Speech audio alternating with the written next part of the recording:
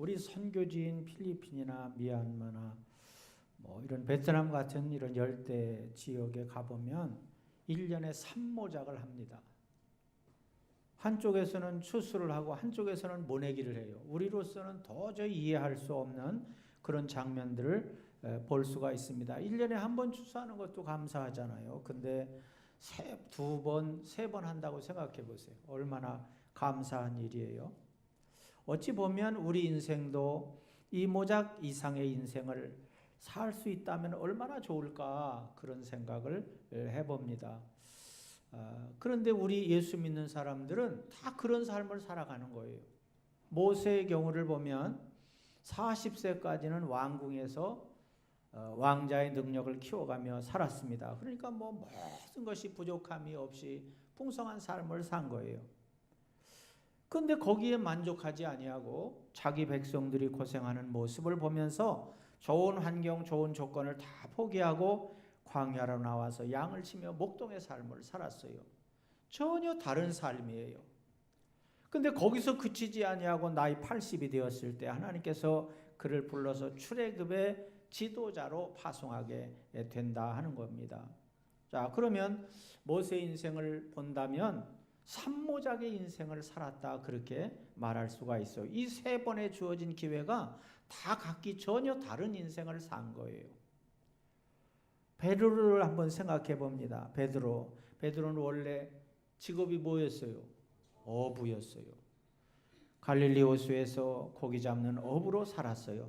근데 어느 날 예수님이 찾아와서 제자로 삼았잖아요. 제자로 삼았을 때 어부로 일하면서 제자의 일을 한 것이 아니에요. 고향도 떠나고 부모도 떠나고 직업도 버리고 모든 것을 새로운 인생을 살아갔는데 3년 동안 그런 삶을 살았어요. 근데 거기서 마치지 아니하고 예수님이 십자가에 죽으시고 부활하셔서 승천하신 후에 성령님이 오셨을 때 성령의 충만함을 힘입었을 때 그는 영혼의 혁명이 일어났어요. 전혀 다른 사람이 되었어요. 이렇게 본다고 한다면 모세도 산모작의 인생, 바로 세 번의 새로운 인생을 살았다고 말할 수가 있을 것입니다. 여러분, 우리가 70을 살고 80을 살고 혹은 100세를 산다고 하지만 그 사는 것이 중요한 것이 아니라 어떻게 사는가가 중요하잖아요. 그래서 어떻게 하면 성공적인 인생을 살 수 있을까 하는 것을 오늘 말씀드리려고 합니다. 그 첫째로 우리의 삶을 돌아본다고 한다면 예수님을 믿기 전에 우리의 삶을 생각할 수 있어요. 여러분, 나무에 과일이 열리기까지 봄이 되면 잎이 나죠, 꽃이 피죠, 그리고 나서 마지막으로 열매를 맺어요. 아무리 아름다운 꽃이고 향기로운 꽃이라도 그 꽃이 죽어야 열매를 맺어요. 꽃이 떨어져서 그에서 열매를 맺게 되는 것이에요.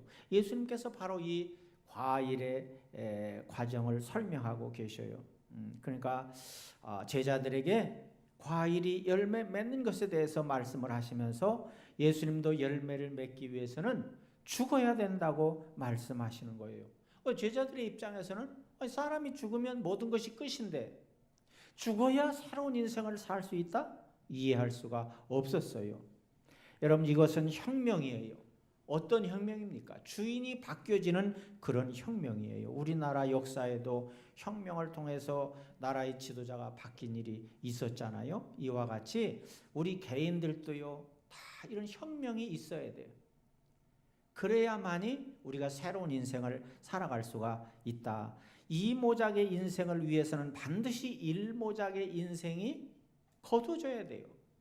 여러분, 시골에서 농사를 지을 때도 그렇잖아요. 밭에 봄부터 여름까지 짓는 농사가 있잖아요. 벼농사인가? 아니야, 보리농사죠.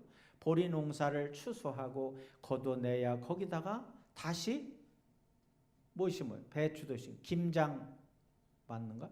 김장을 위해서 배추도 심고 그런 걸 심잖아요. 그래서 가을에 거두는 것을 거두게 되잖아요. 자, 아무리 뭐 보리를 심어서 풍년이 됐다고 하더라도 그걸 거두지 못하면 가을 농사를 지을 수가 없는 것이에요. 우리들 개인도 마찬가지예요. 우리들 개인도 내가 아무리 내가 살아온 인생을 사랑하고 그 인생이 좋다고 하더라도 그 인생을 정리하지 않고는 이모작의 인생을 살 수가 없어요. 그것은 뭐예요? 천국을 소망하며 살아가는 하나님 나라의 그 삶이라고 하는 것이에요. 그러니까 우리가 예수님을 믿는다고 하는 것은 주인을 바꾸는 거예요.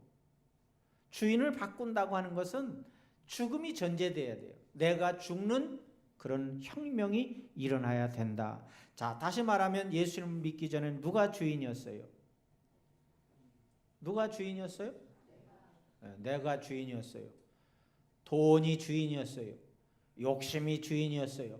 그래서 욕심이 이끄는 대로, 물질이 이끄는 대로 끌려다니며 살았어요. 자, 그런 나에게 예수님께서 말씀하셨어요. 요한복음 3장 5절에서 예수께서 대답하시되 진실로 진실로 내게 이르노니 사람이 물과 성령으로 나지 아니하면 하나님의 나라에 들어갈 수 없느니라. 그렇게 말하고 있어요. 여러분 천국 가시기를 원합니까? 그러면 어떻게 해야 가느냐? 물과 성령으로 거듭나야 된다. 이 말은 천국에 갈 수 있는 시민권을 얻어야 된다. 그런 뜻이에요. 자, 시민권을 얻는다고 하는 것은 뭐예요? 거기는 내가 주인이 되어서는 갈 수가 없다고 하는 거예요. 하나님이 주인이 되어야 된다 하는 것이에요.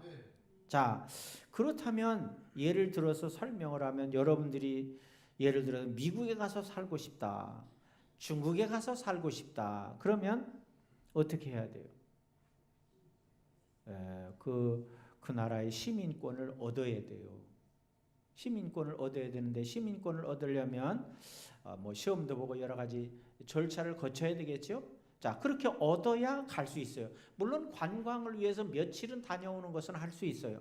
그런데 거기서 살려면 시민권을 얻어야 살아갈 수가 있어요. 마찬가지예요. 우리가 천국에 가고 싶다 그래서 가는 게 아니에요. 교회 안에 있는 여러분들도 혹시 착각하면 안 돼요. 천국의 시민권을 얻어야 된단 말이에요. 근데 그게 뭐하냐? 거듭나야 된다. 그렇게 말하고 있어요. 뭐로? 물과 성령으로 거듭나야 된다. 그렇게 말하고 있어요. 물은 일반적으로 깨끗이 하는 그런 특성을 가지고 있잖아요. 그래서 여러분이 세례를 받을 때 물로 세례를 받잖아요. 그것은 뭐냐? 내가 내 죄를 회개하고 이제는 죄를 깨끗이 씻었다. 이런 고백의 의미로 우리가 세례를 받는 것이에요. 그렇게 하고 나면 성령이 우리 안에 임하게 되셔요. 그래서 우리는 거듭나게 되고 천국인의 도장을 받는 거예요. 시민권을 받게 되는 것이에요. 믿습니까? 이런 절차를 거치지 않으면 아무리 오래 교회를 다닌 사람이라고 할지라도 천국 갈 수 있는 자격을 얻지 못한다고 하는 거예요. 니고데모라고 하는 사람은 많이 배운 사람이고 돈도 많은 사람이고 권력도 높은 자리에 있는 사람이었어요.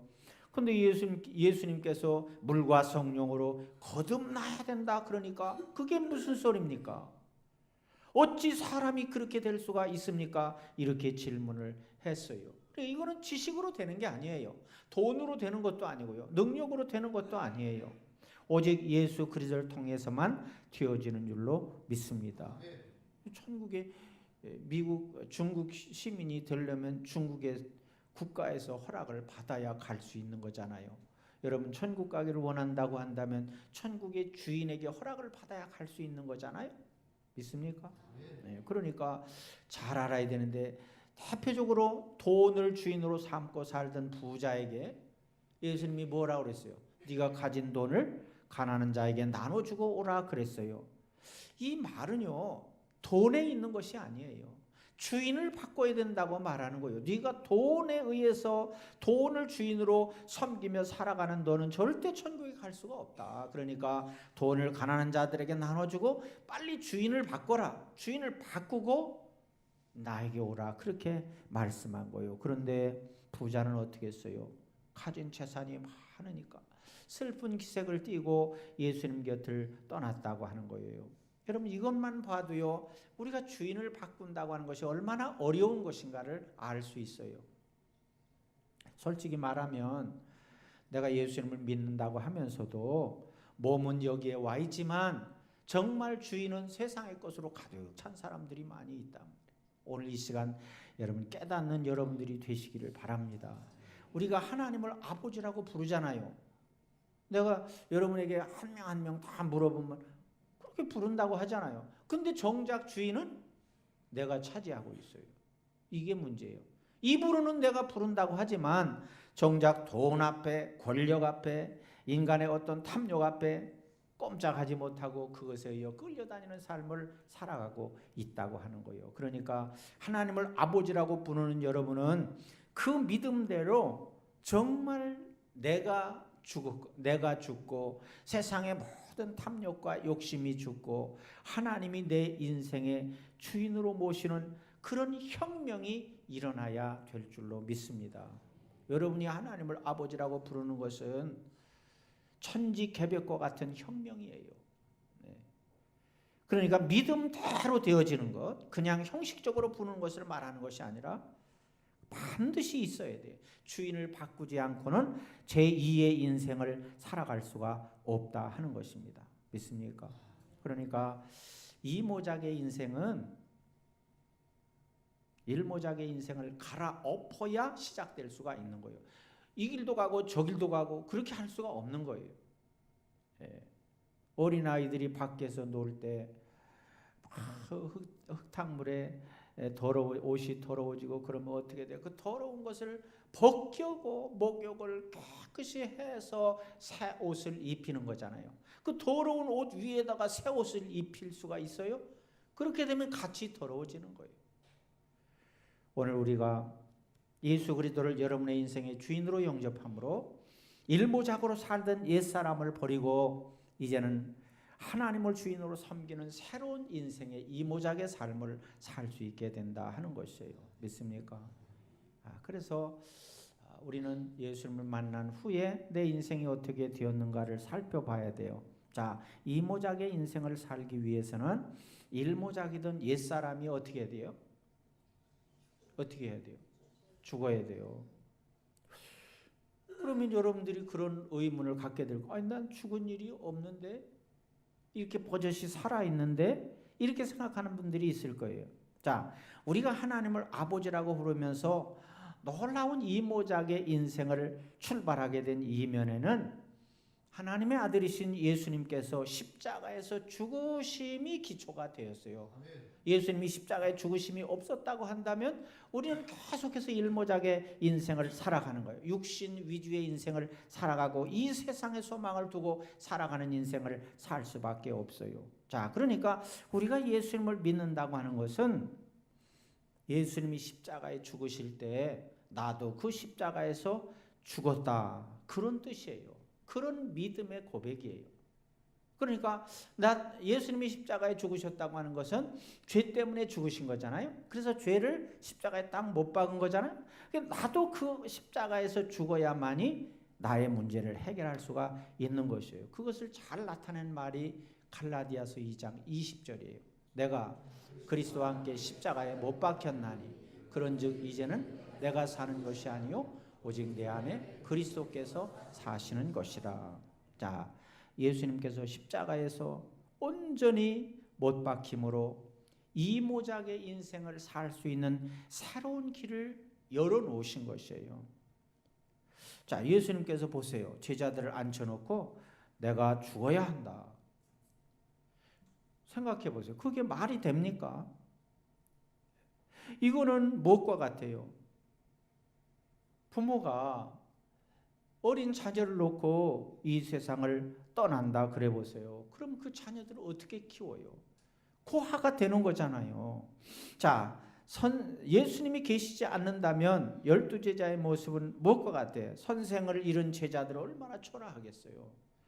감독을 잃은 선수들이 얼마나 외롭겠어요. 혼자 모든 것을 결정하고 해야 되니까. 이런 연약한 제자들을 통해서 세계 역사를 바꾼다? 뒤엎는다? 이거는 상상할 수 없는 일이었어요. 그러나 예수님은 그렇게 해야 된다는 거예요.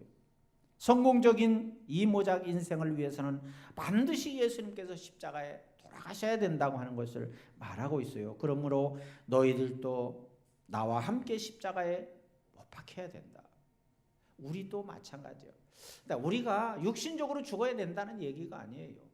영적으로 바로 그런 믿음의 고백이 있어야 된다 하는 것이, 이것이 바로 하나님의 전략이요, 여러분을 구원하기 위한 하나님의 전략이라. 그래서 그것은 바로 성령께서 우리에게 오셔서 이 모작의 인생을 성공적으로 이루기 위한 하나님의 깊은 경륜이었다 하는 것이에요. 믿습니까?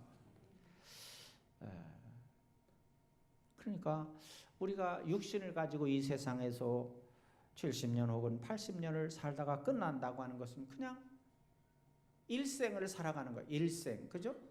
일생이라고 말하잖아요. 그건 뭘 얘기해요? 한 번뿐인 삶을 살아가는 거예요. 일모작의 인생을 살아가는 거예요. 그러나 거기에는 아무 소망이 없어요. 그렇다면 우리가 반드시 이모작의 인생을 살아가야 되는데, 그것을 위해서는 예수님이 십자가의 죽음을 떠나서는 있을 수가 없다.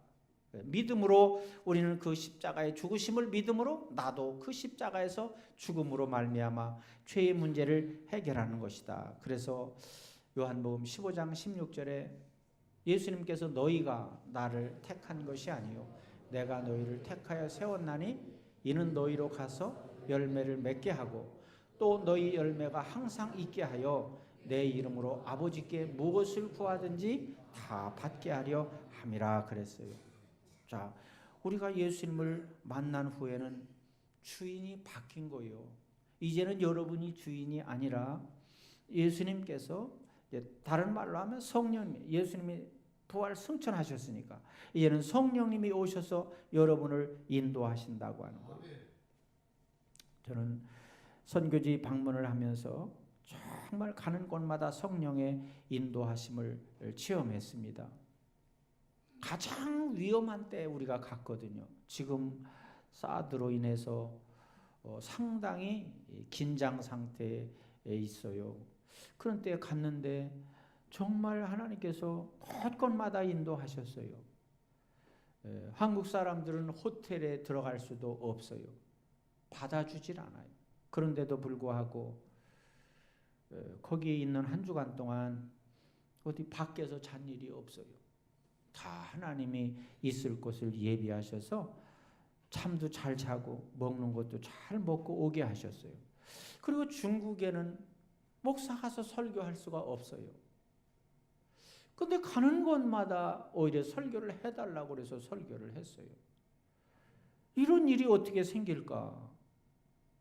뭐 아주 소소한 일이지만 선교사님이 그러는데 원래 이 지역이 비포장도로라는 거예요. 그래서 과거에 올 때는 막 비가 오고 그러면 차가 가다가 빠져가지고 사람이 내려서 막 밀고 가고 그랬다는 거예요. 근데 지금 우리가 가는 길이 다 포장이 돼 있어요. 아스팔트로 깨끗하게 포장이 돼 있어요. 뭐 그거는 뭐 소소한 일이지만, 그러니까 뭐 가는데도 빨리 갈 수 있고, 또 우리나라처럼 거기도요 터널을 뚫었더라고. 터널을.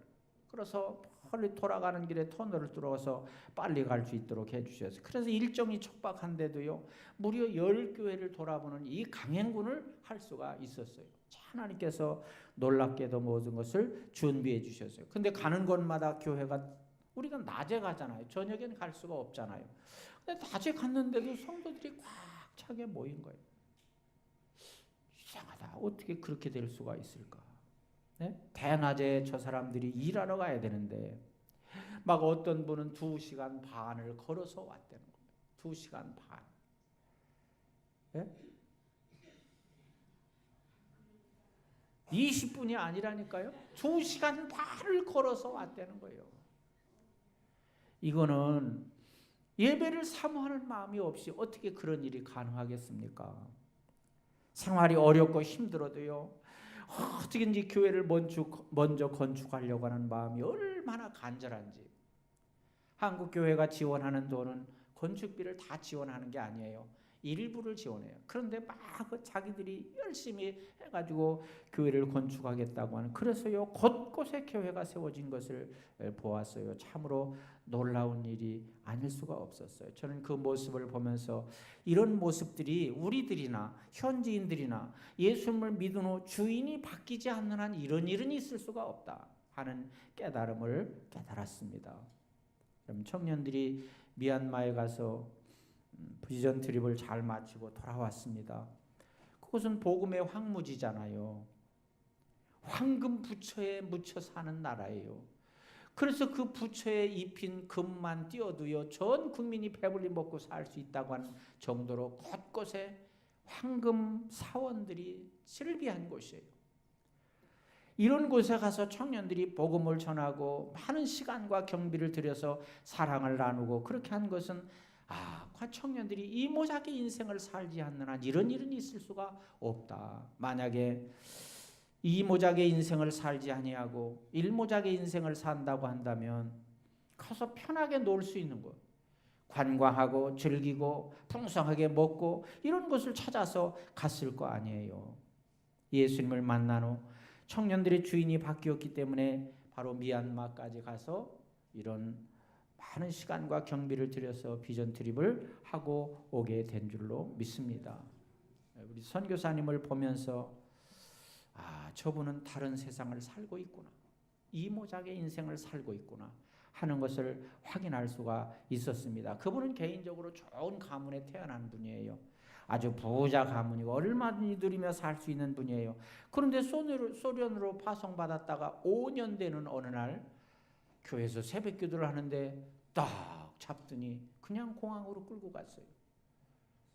아무것도 가방조차도 가지고 나오지 못했어요. 그냥 새벽 기도하던 모습으로 그냥 한국으로 추방을 당했어요. 그런데도요 포기하지 아니하고 다시 중국에 도전을 했어요. 중국에 가서 17년째 지금 복음을 전하고 있는 거예요. 온갖 방해를 받고 협박을 받고 감옥에도 갔었대요. 그러면서도 포기하지 않고 어린 자녀들을 위해서 주일학교 교사를 교육하고 어린이들이 살아야 이 나라가 살 수 있다고 하는 그런 일념으로 열심히 가르쳤어요. 지금은 가르침을 받은 사람들이 전국으로 흩어져서 전국에서 열심히 복음을 전하고 또 그들로 인해서 교회가 세워지고 이런 일들이 많이 일어나고 있다. 여러분 사드 이후로 우리 교단의 선교사 13가정이 추방을 당했는데 이분은 2년짜리 비자가 나왔다니까요. 얼마나 놀라운 일이에요. 놀라지도 않아.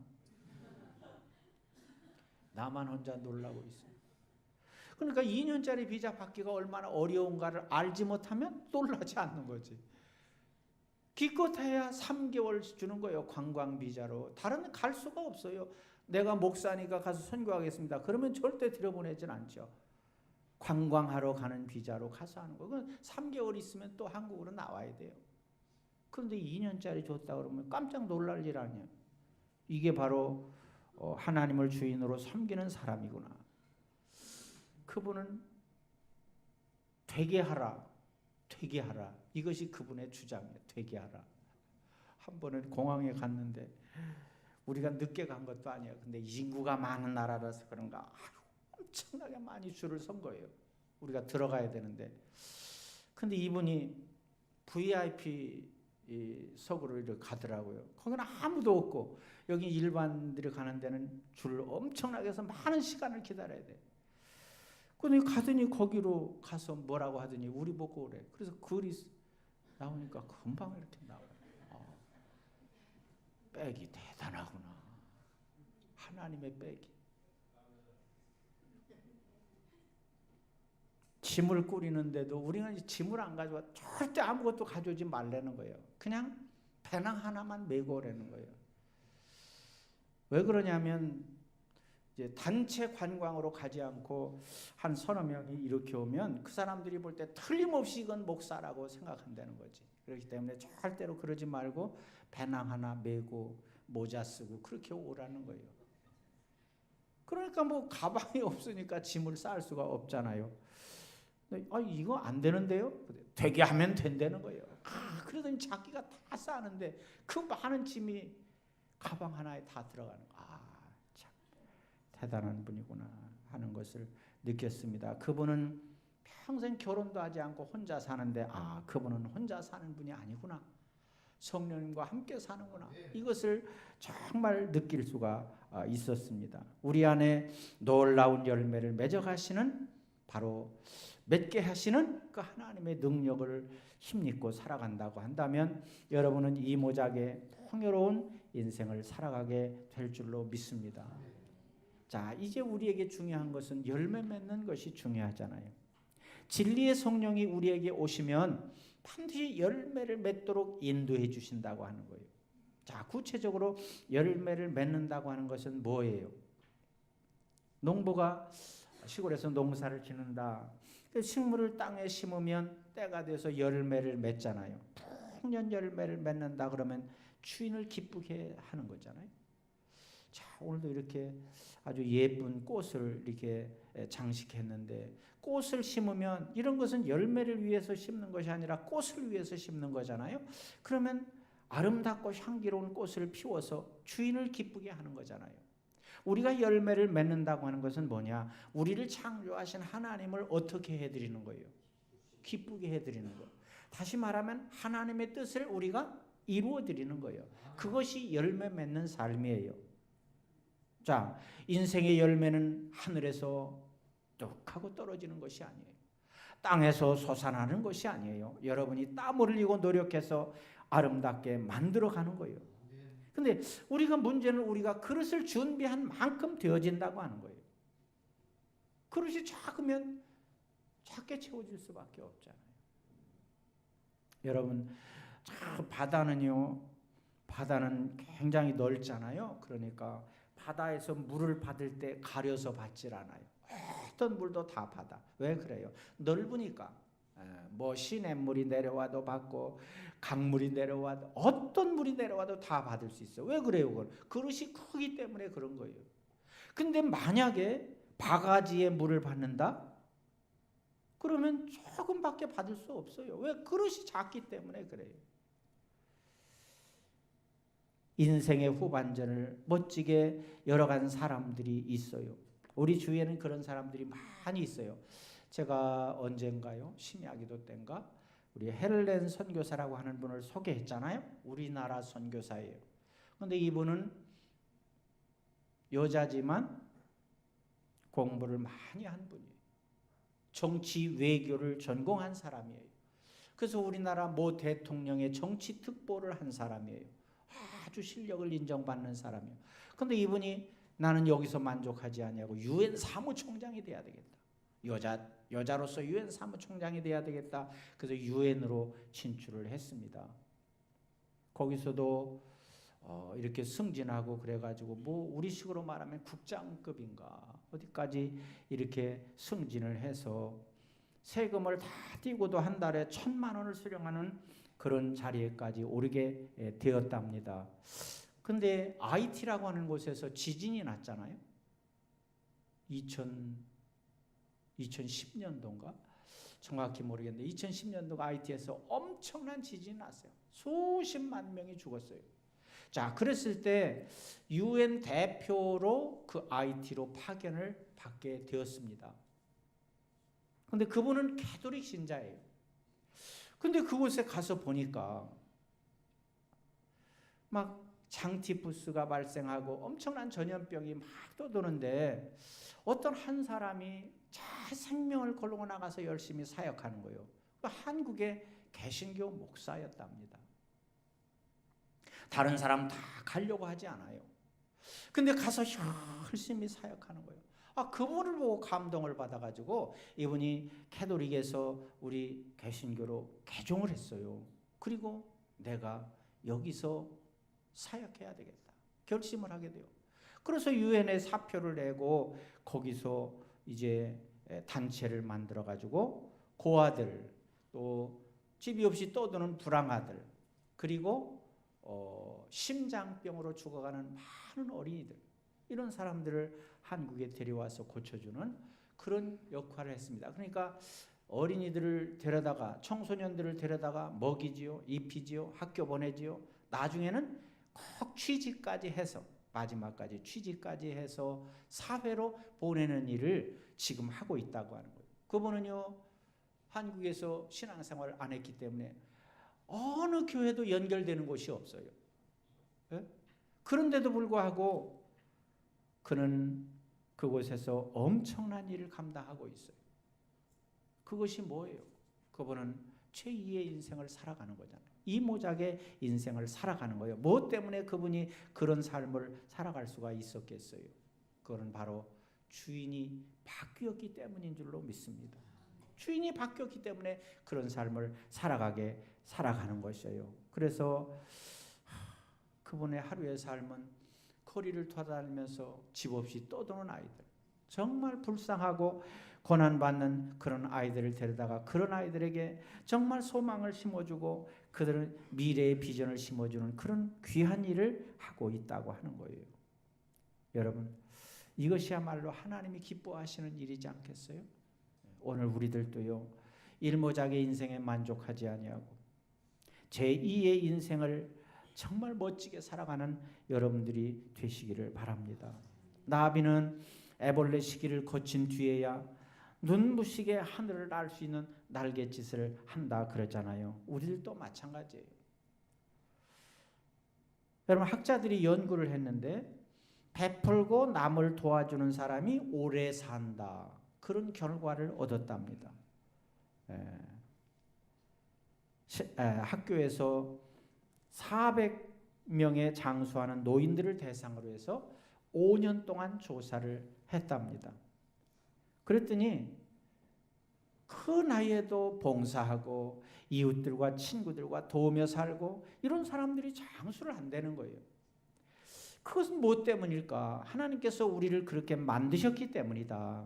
그러니까 자기만 생각하고 남을 돕지 않는 사람은 남을 돕는 사람보다 일찍 죽을 가능성이 2배나 더 많이 있다는 거예요. 그러니까 장수하는 사람은 도움을 받는 사람이 아니라 남을 도와주는 사람이다. 그리스도인들은 자기 자신에 대해서 늘 2가지를 확인해야 돼.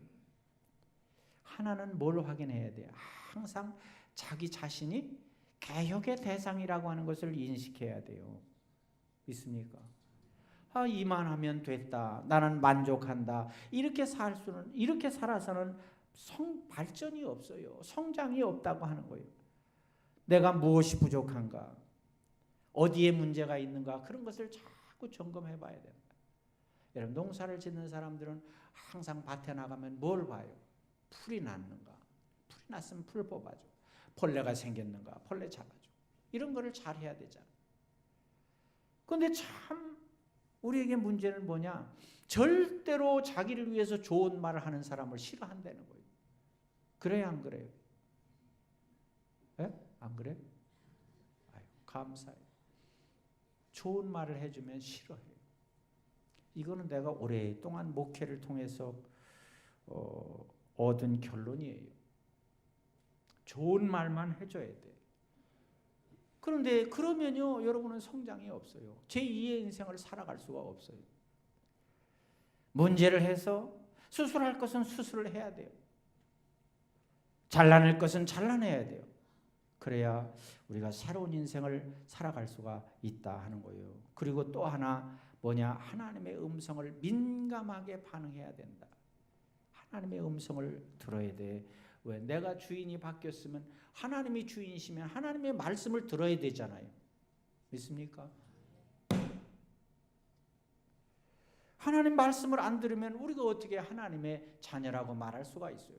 주인이 하나님이라고 말할 수가 없잖아요. 그렇기 때문에 어떤 잘못을 꾸짖는 것이 될지라도 하나님의 음성을 듣는 우리가 돼야 될 줄로 믿습니다. 그래야만이 우리는 새로운 인생을 살아갈 수가 있다 하는 것이에요. 진리의 성령께서 우리 안에 오셔서 우리를 진리 가운데로 인도해서 열매 맺도록 하신다. 성령님이 여러분에게 오신 것은 무엇 때문에 오신 거예요? 여러분으로 하여금 열매 맺도록 도와주기 위해서 오신 거예요. 믿습니까? 그렇기 때문에 인도하심을 잘 받아야 된다. 그리고 말씀에 늘 순종하는 그런 삶을 살아서 여러분의 인생이 정말 더 복된 인생으로 살아가는, 제2의 인생을 살아가는 여러분들이 다 되시고, 심판날에 우리 주님 앞에 섰을 때 부끄럽지 않도록 준비하는 그런 여러분 모두가 되시기를 주님의 이름으로 축원합니다. 기도하겠습니다.